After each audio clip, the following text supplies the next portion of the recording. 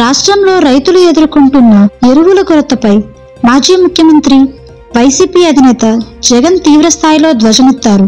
ముఖ్యమంత్రి చంద్రబాబు సొంత నియోజకవర్గమైన కుప్పంలో కూడా రైతులు ఎరువుల కోసం బారులు తీరడం సిగ్గుచేటని, ఈ అవమానం భరించలేక ఆయన దేంట్లోనైనా దూకి చావచ్చు అంటూ సంచలన వ్యాఖ్యలు చేశారు. తాడేపల్లిలోని పార్టీ కేంద్ర కార్యాలయంలో ఏర్పాటు చేసిన మీడియా సమావేశంలో ఆయన మాట్లాడుతూ రాష్ట్రంలో అసలు ప్రభుత్వం ఉందా అనే సందేహం కలుగుతుందని విమర్శించారు.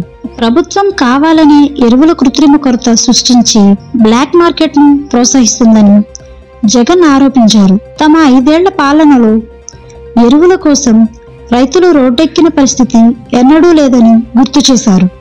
గత 2 నెలలుగా రైతులు తీవ్ర ఇబ్బందులు పడుతున్నారు. వారి సమస్యలపై పోరాడేందుకు మా పార్టీ ఆధ్వర్యంలో అన్నదాత పోరు కార్యక్రమం నిర్వహించి ఆర్డీఓలకు వినతి పత్రాలు ఇస్తే అర్ధరాత్రి పోలీసులు వచ్చి మా నేతలకు నోటీసులు ఇచ్చి భయభ్రాంతులకు గురి చేస్తున్నారు. రైతుల కోసం పోరాడడం తప్ప అని జగన్ ప్రభుత్వాన్ని నిలదీశారు.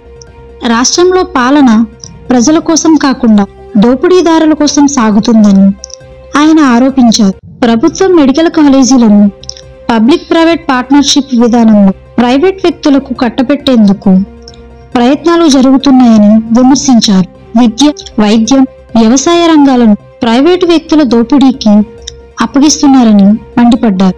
రాష్ట్ర ఆర్థిక వ్యవస్థ దేశంతో పోలిస్తే తిరోగమనంలో ఉందని, రెడ్ బుక్ పాలనలో ప్రజలు తమ గొంతు విప్పే స్వేచ్ఛ కూడా కోల్పోయారని జగన్ ఆవేదన వ్యక్తం చేశారు. కనీస బాధ్యతలను కూడా ప్రభుత్వం విస్మరించిందని ఆయన విమర్శించారు.